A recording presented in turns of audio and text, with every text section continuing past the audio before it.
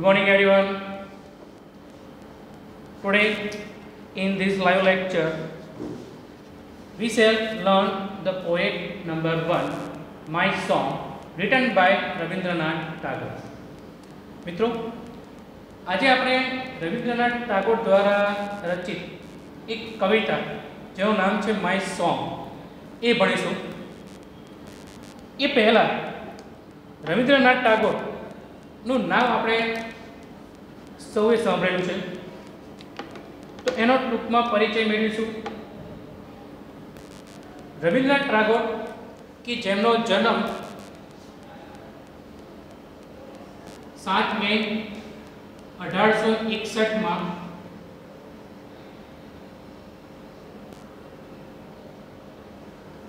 કલકત્તામાં થયો હતો અને 7 ઓગસ્ટ 1941 એમનું નિધન થયું હતું. રવિન્દ્રનાથ ટાગોર એક મહાન કવિ, ફિલોસોફ, આર્ટિસ્ટ અને એક સારા પેઇન્ટર હતા. He was a great poet, a philosopher, an artist and a good painter. He wrote many short stories, novels, poems and drama. તેમણે એ સમયમાં ઘણી બધી ટૂંકી વાર્તાઓ, કવિતાઓ, નાટકો, ઘણું બધું લખ્યું છે અને બંગાળ સાહિત્યમાં તેમનું એક અલગ જ અને ખૂબ જ પ્રદાન રહેલું છે. રવિન્દ્રનાથ ટાગોર કે જેમને સૌ પ્રથમ નોન યુરોપિયન હોવા છતાં 1914ની સાલમાં 1914માં નોબેલ પારિતોષિક આપવામાં આવ્યો હતો.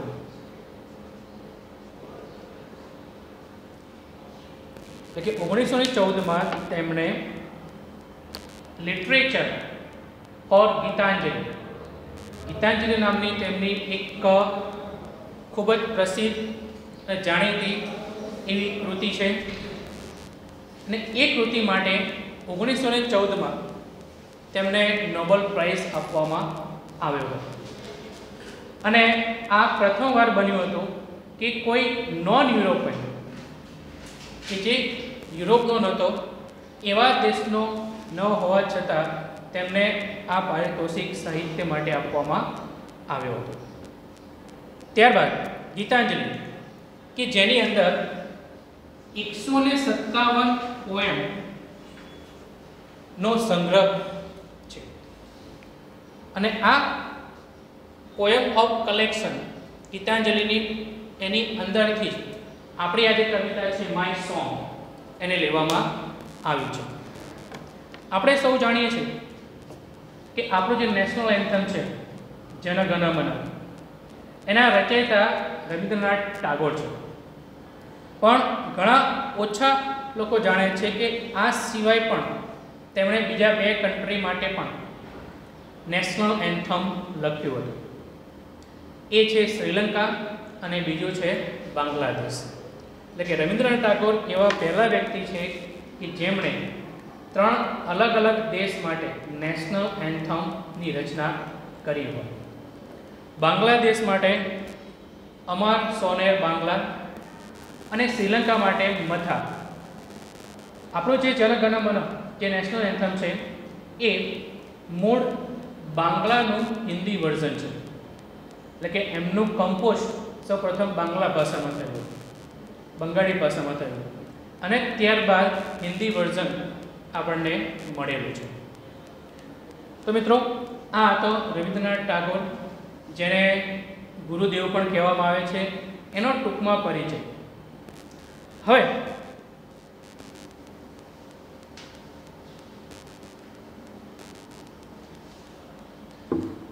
આપણે આ જે પોએમ છે માય સોંગ એની વાત કરીએ.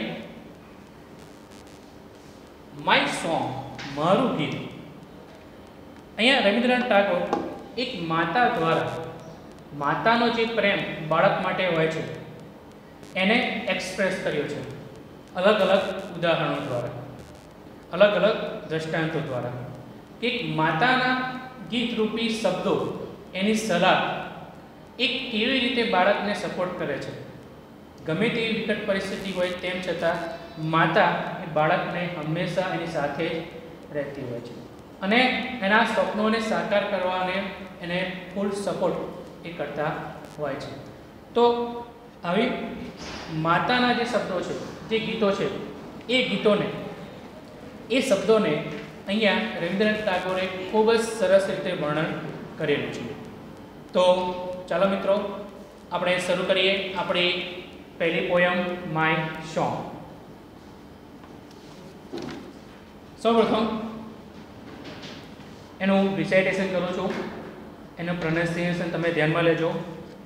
ત્યારબાદ આપણે લાઇન ટુ લાઇન એ કવિતાને સમજવાનો પ્રયત્ન કરીશું. તમારા હાથમાં પેન્સિલ રાખજો, જેથી કરીને જ્યાં પણ આપણને લાગે ત્યાં જે શબ્દોનો નોટ ડાઉન આપણે કરતા રહીશું.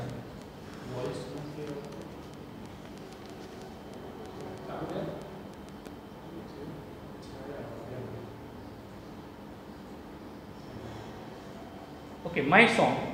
This song of mine will wind its music around you, my child, like the fond arms of love. The song of mine will touch your forehead like a kiss of blessing. When you are alone, it will sit by your side and whisper in your ear. When you are in the crowd, it will fence you about with aloofness. My song will be like a pair of wings to your dreams. It will transport your heart to the world of the unknown. It will be like the faithful star overhead when dark night is over your road. My song will sit in the pupils of your eyes and will carry your sight into the heart of things. And when my voice is silent in that, my song will speak in your living heart. Written by Rabindranath Tagore.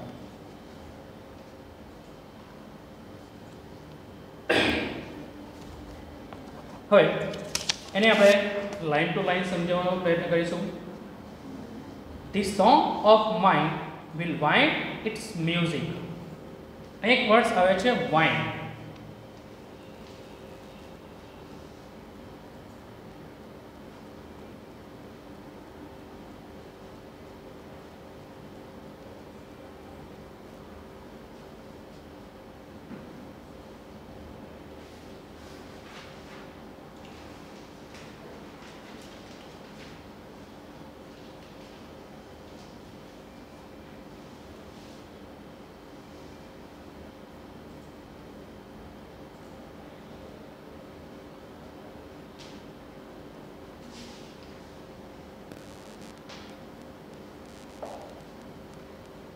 વાઇન્ડનો અર્થ પવન પણ થાય છે, પણ અહીંયા wind એટલે પવનની જેમ ગોળ ગોળ વીંટળાવું.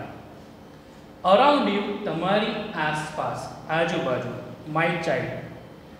આ લાઈન દ્વારા આપણે કહી શકીએ કે અહીંયા એક માતા પોતાનો વાલસોયો જે બાળક છે અથવા એની જે બાળકી છે એને ઉદ્દેશીને કહે છે કે મારું આ ગીત, માય એટલે કે મારું, wind its music around you, મારા ગીતનું જે સંગીત છે એ સંગીત તને આસપાસ વીંટળાશે.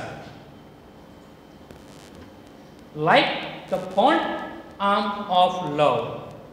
Found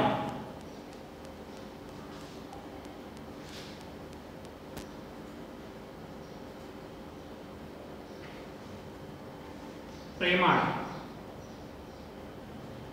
હિતાળ.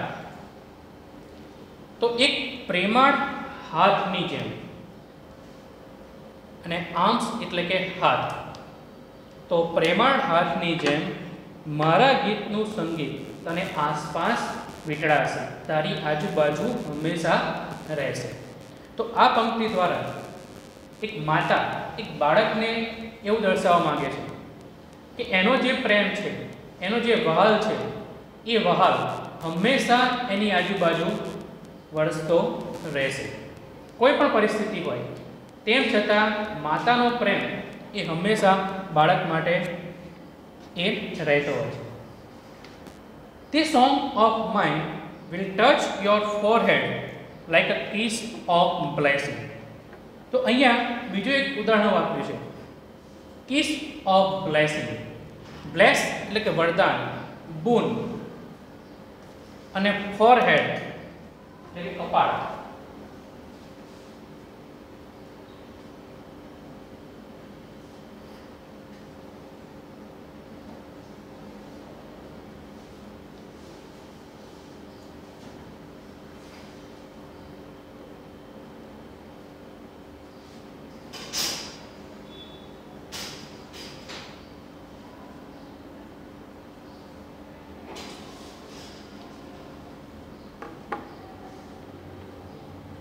To sing this song of mine will touch your forehead like a kiss of blessing. એક આશીર્વાદ, એક વરદાન રૂપી ચુંબન દ્વારા એનું આ ગીત એના કપાળને સ્પર્શ્યા કરશે. તો એ જ કહેવા માંગે છે કે એનો જે વાલ છે, એ વાલ એક ચુંબન રૂપી એને હંમેશા એની બાજુ રહેશે અને હંમેશા એને સપોર્ટ કરશે. When you are alone, it will sit by your side and whisper in your ear. Whisper.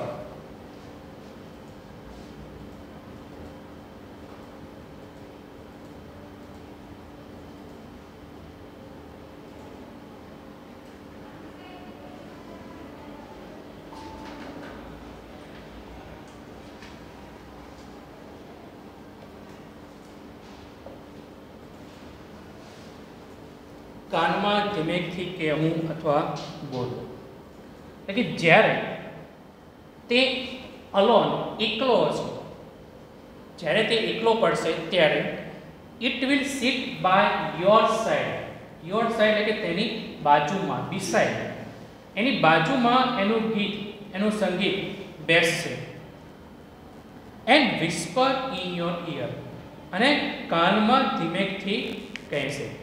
It means એ કહેવા એવું માગે છે કે જ્યારે બાળક એકલું હશે ત્યારે એને એકલતાનો અનુભવ થવા દેશે નહીં, અને ત્યારે આ ગીત એની આજુબાજુ જ રહેલું હોય છે, એના કાનમાં જાણે કે વાતો કરતું હોય, એને કંઈક શીખવણ આપતું હોય, એને સલાહ આપતું હોય, એની સાથે વાતો કરતું હોય, એ રીતે એની સાથે હંમેશા રહેશે. ભલે તે એકલો છે પણ તેમ છતાં એને એકલું રહેવા દેશે નહીં. આગળ, when you are in crowd, it will fence you about with aloofness. Crowd એટલે કે ટોળું, અને fence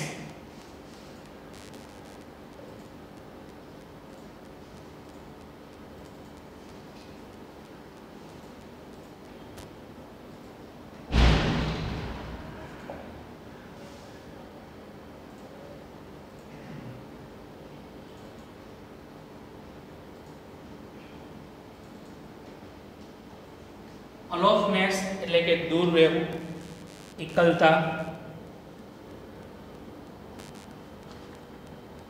તો when you are in the crowd, it will fence you about with aloofness. દૂર રહેવું, એકલું.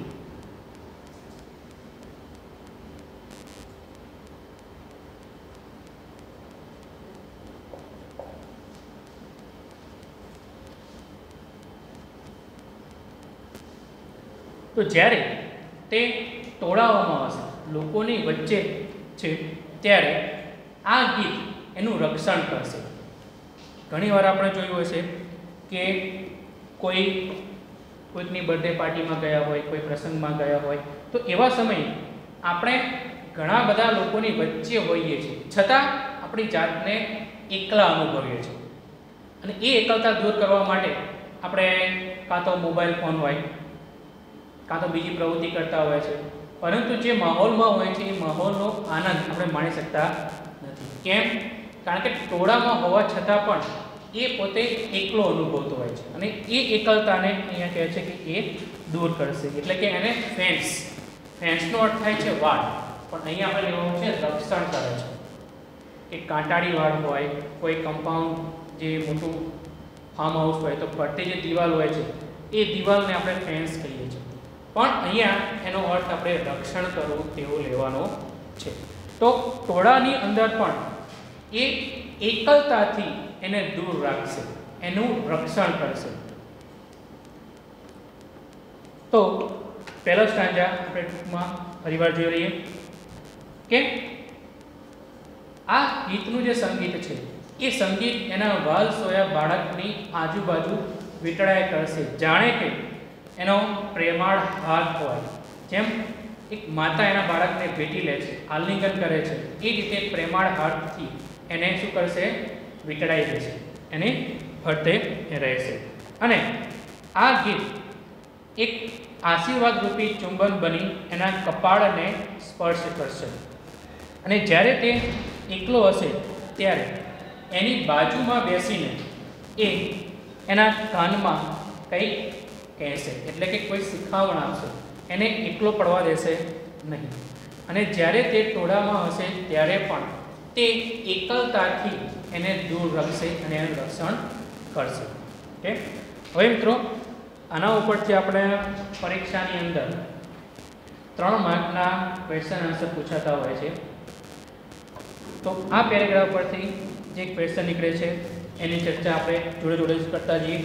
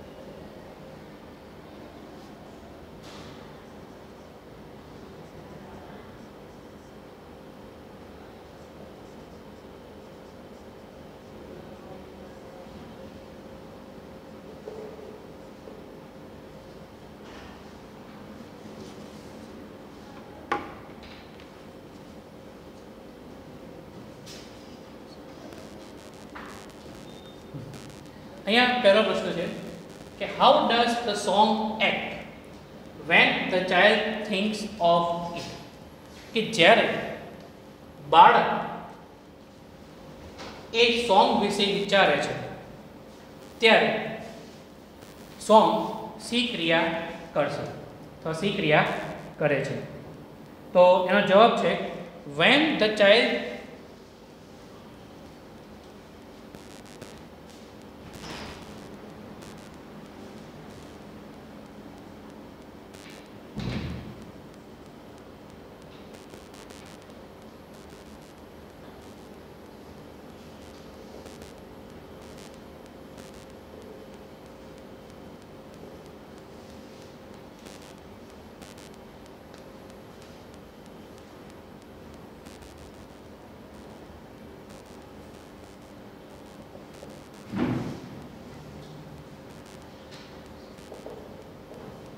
it acts like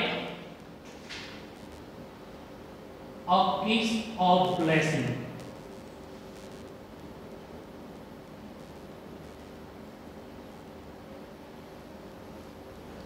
એટલે જ્યારે બાળક એક ગીત વિશે વિચારે છે ત્યારે તે એક વરદાન આશીર્વાદ રૂપી કિસની જેમ વર્તન કરે છે. ત્યારબાદ next question.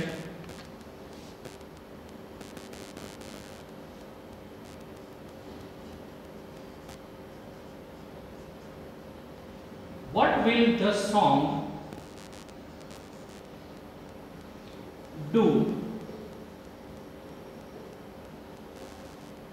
for the child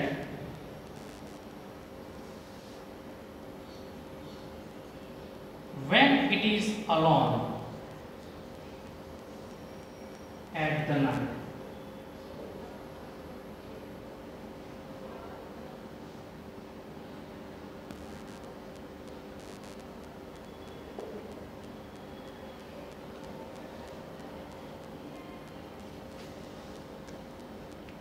ચલો અહીંયા આપણે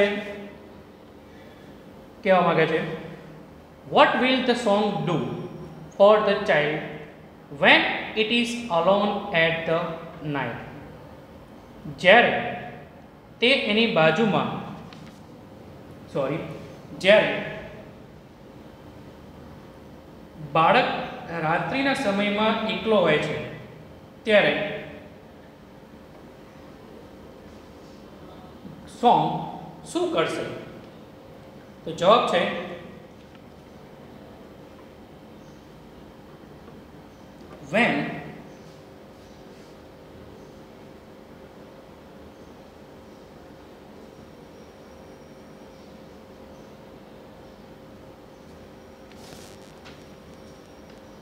when the child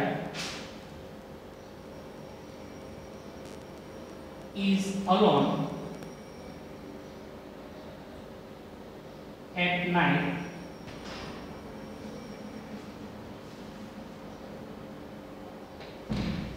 it will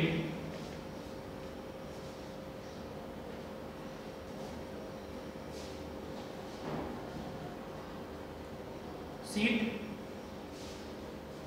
by his or her side and whisper.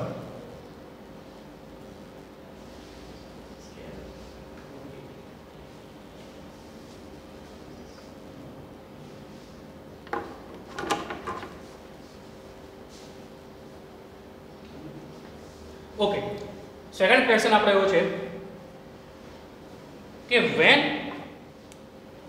what will the song do for the child when it is alone at the night? કે જ્યારે બાળક એકલો છે, રાત્રિ સમય જ્યારે એકલો હોય છે ત્યારે ગીત બાળક માટે શું કરશે? તો જવાબ છે when the child is alone at the night. Question આન્સરમાં એટલું ધ્યાન રાખજો કે જ્યારે પણ પ્રશ્નના મિડલ ભાગમાં વચ્ચેના ભાગમાં when કે while આપ્યું હોય તો જવાબ લખવાની શરૂઆત આપણે એનાથી કરીશું. એટલે કે જ્યારે બાળક એકલો છે ત્યારે એ ગીત એની બાજુમાં બેસશે અને વિસ્પર એટલે કે એના કાનમાં કંઈક બોલશે. ટૂંકમાં એને પ્રોટેક્ટ કરશે એટલે કે એની બાજુમાં જ રહેશે જેથી એની એકલતા દૂર થાય. ચલો મિત્રો આનો સ્ક્રીનશોટ પાડી લેજો.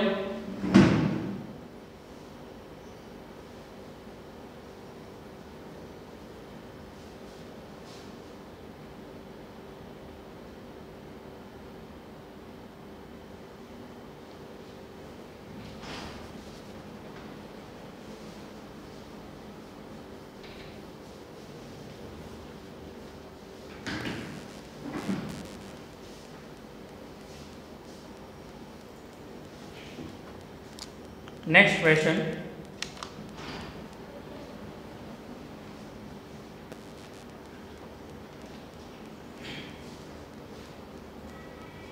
What will the song do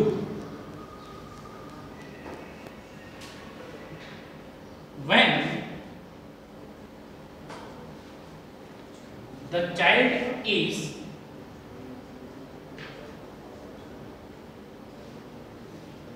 in the crowd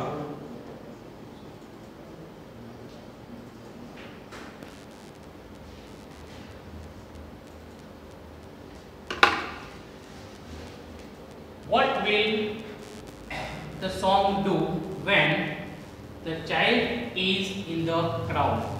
જ્યારે બાળક ક્રાઉડમાં છે, ટોળામાં હોય છે, ત્યારે એ ગીત શું કરશે? તમે જે આપેલ સ્ટાન્જા છે એમાં જુઓ તો તમને ખ્યાલ આવી જશે કે આનો આન્સર શું લખવો. બરાબર? તો when the child is in the crowd,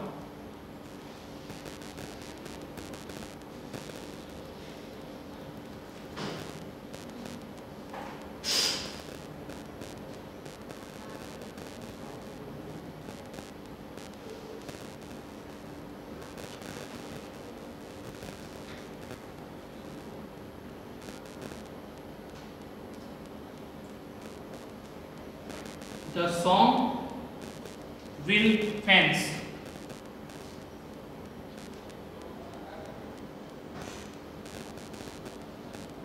અહીંયા તમે શબ્દ પ્રોટેક્ટ પણ લઈ શકો.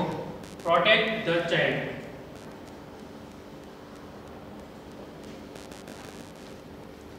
કે જ્યારે બાળક ટોળામાં હશે, ક્રાઉડમાં હશે, ત્યારે એ ગીત એને હંમેશા પ્રોટેક્ટ કરશે, એની વાડ બનીને એનું રક્ષણ કર્યા કરશે. Next,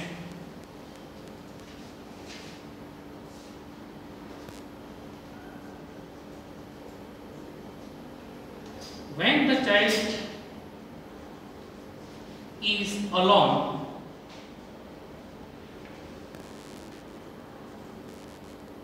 the song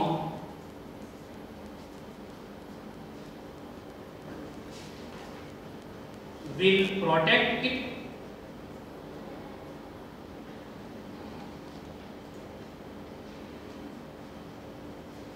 true or false. જ્યારે બાળક એકલો હોય છે ત્યારે ગીત એને પ્રોટેક્ટ કરે છે. તો તમે સ્ટાન્જામાં જોજો તો ખ્યાલ આવશે કે વાક્ય સાચું છે કે ખોટું. તો અહીંયા આપણો જવાબ શું થશે? કારણ કે એ લાઈન તમે જોશો તો તેમાં લખ્યું છે કે when you are alone it will sit by your side and whisper. તો માટે એનો અહીંયા જવાબ શું થશે? false. બરાબર છે? ત્યારબાદ next question,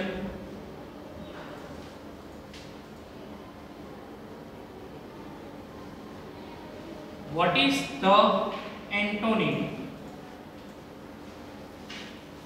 It means opposite.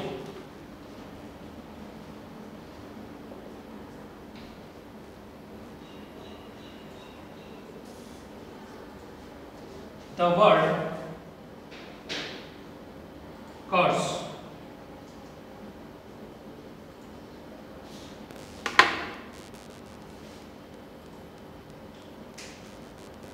અહીંયા જે કર્સ શબ્દ છે એ શબ્દનો વિરોધાર્થી, એનો એન્ટોનિમ વર્ડ્સ તમારે લેવાનો છે. તો આ સ્ટાન્જાની અંદર આપણે કયો શબ્દ મળશે? કર્સ એટલે કે શ્રાપ. તો એનો ઓપોઝિટ થાય છે bless.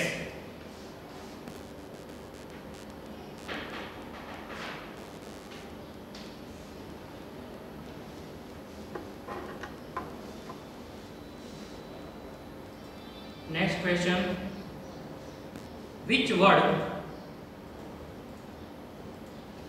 in the stanza means to speak softly?